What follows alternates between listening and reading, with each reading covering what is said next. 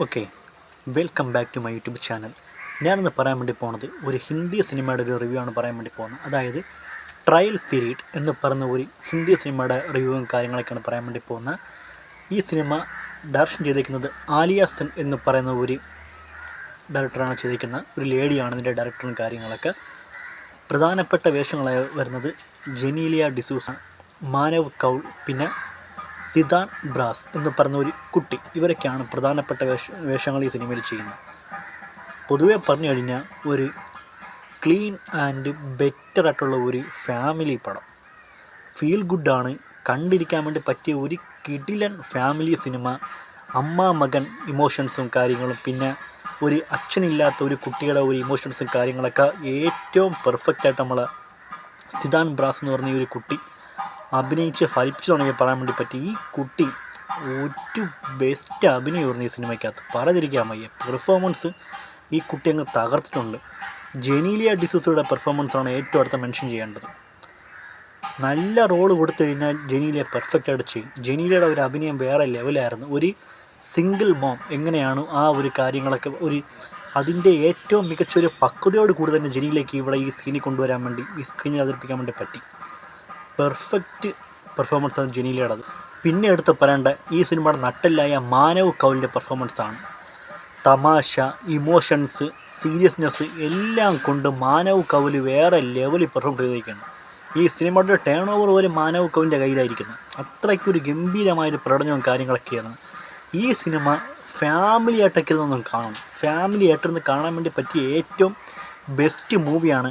ബന്ധങ്ങളുടെ വില എന്താണെന്നുള്ള കാര്യങ്ങളൊക്കെ ഏറ്റവും കൂടുതൽ ചൂണ്ടിക്കാണിക്കും. ഇന്നത്തെ കാലത്ത് ചില സമയത്ത് നമ്മൾ കാണുന്നുണ്ട് ഈ അച്ഛനമ്മേനെയൊക്കെ വിട്ട് ചില കുട്ടികൾ കുടുംബം മാറി താമസിക്കാൻ വേണ്ടി പോകുന്ന ഒരു പ്രവണതയൊക്കെ നമ്മൾ കണ്ടുവരും. അതൊക്കെ ഏറ്റവും വലിയ തെറ്റാണെന്ന് ഈ സിനിമ കാണുമ്പോൾ നമുക്ക് തോന്നും. അത്രയ്ക്കാണ് ഈ ഒരു ഫാമിലിയുടെ ഒരു ഉപയോഗം നമുക്ക് ലൈഫിൽ എന്താണെന്നുള്ള കാര്യങ്ങളൊക്കെ ചൂണ്ടിക്കാണിക്കുന്ന ഒരിത്.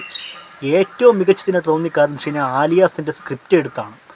അവർ നന്നായിട്ട് ഈ സിനിമ എക്സിക്യൂട്ട് ചെയ്ത് സൂപ്പറായിട്ട് തന്നെയാണ് ഒരു സ്ക്രിപ്റ്റ് വർക്കും കാര്യങ്ങൾ എഴുതി വെച്ചിരിക്കുന്നത്. ഒരു മോശവും പറയാൻ വേണ്ടി പറ്റില്ല. ഒരു സിംഗിൾ ബൈ സിംഗിൾ സീനുകൾ നോക്കിയാൽ ഒരു ലാഗോ കാര്യങ്ങളൊന്നും. ഇൻട്രസ്റ്റിംഗ് ആണ്, വേറെ ലെവൽ നമുക്ക് ഇൻട്രസ്റ്റിംഗ് ആണ് കാര്യങ്ങളൊക്കെയാണ്.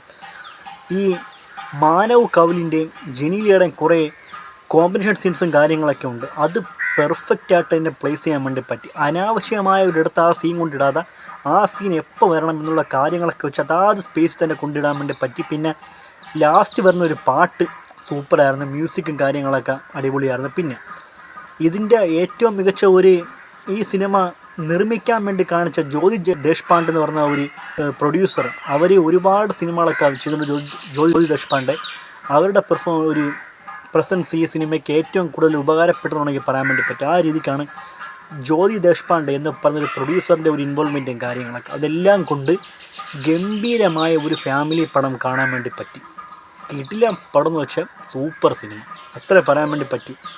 ഈ സീക്വൻസ് ബൈ സീക്വൻസ് നമുക്കത് ഒരിക്കലും ലാഗടിപ്പിക്കുന്ന രീതിക്കോ ഒരു അനാവശ്യമായ ഷോട്ടോ കാര്യങ്ങളൊന്നുമില്ല.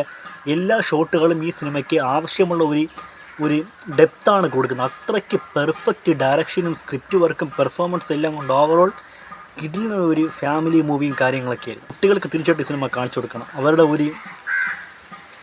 അവരുടെ ഒരു ജീവിത വളർച്ച അതെങ്ങനെയായി തീരണം, എങ്ങനെയാണ് അച്ഛൻ, അമ്മ, മറ്റ് ബന്ധുക്കൾ, ഇവരുടെയൊക്കെ ഒരു എന്താണ് അവരുടെ ലൈഫിലുള്ള സ്വാധീനം എന്നുള്ള ഒരു കാര്യങ്ങളൊക്കെ അറിയണമെങ്കിൽ ഈ പടം കണ്ട അവർക്ക് പോലും ഒരു തിരിച്ചറിവും കാര്യങ്ങളൊക്കെ പറഞ്ഞിരിക്കുക. അത്രയ്ക്ക് സൂപ്പറായിട്ട് വയ്ക്കുന്ന ഒരു സ്ക്രിപ്റ്റുള്ളൊരു പടവും കാര്യങ്ങളൊക്കെ. ഇത്ര എനിക്ക് പറയാൻ വേണ്ടിയുള്ളൂ.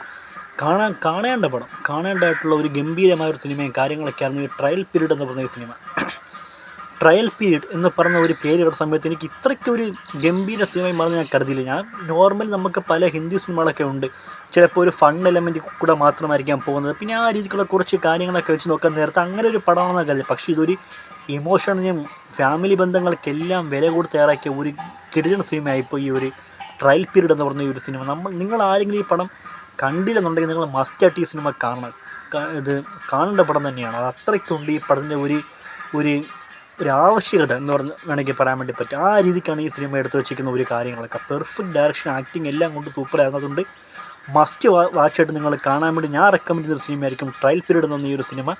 ടെലിഗ്രാമിലേക്ക് എൻ്റെ ലിങ്കും കാര്യങ്ങളൊക്കെ അവൈലബിൾ ആണ്. സോ ആ ഒരു കാര്യങ്ങൾ വെച്ച് നിങ്ങൾ മസ്റ്റായിട്ട് കാണാൻ വേണ്ടി ശ്രമിക്കുക.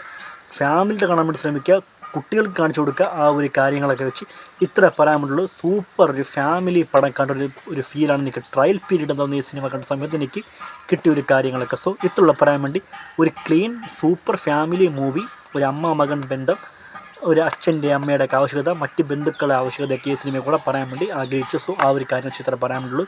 Super family movie. ഓക്കെ, അപ്പോൾ ഇതാണ് ട്രയൽ പീരീഡ് എന്ന് പറഞ്ഞ ഹിന്ദി സിനിമയുടെ പറ്റി എൻ്റെ റിവ്യൂവും കാര്യങ്ങളൊക്കെ. സോ ആ ഒരു കാര്യങ്ങളൊക്കെ വെച്ച് നിങ്ങൾക്ക് ഈ റിവ്യൂ ഇഷ്ടപ്പെടാൻ ചാനൽ സബ്സ്ക്രൈബ് ചെയ്യുക, ഈ വീഡിയോ ലൈക്ക് ചെയ്യുക, ഷെയർ ചെയ്യുക. ഓക്കെ, അപ്പോൾ മറ്റ് സിനിമയുടെ ഒരു വിശേഷമോ റിവ്യൂ ആയിട്ട് വരുന്നത് പ്രണവ് സൈനിങ് ഔട്ട്.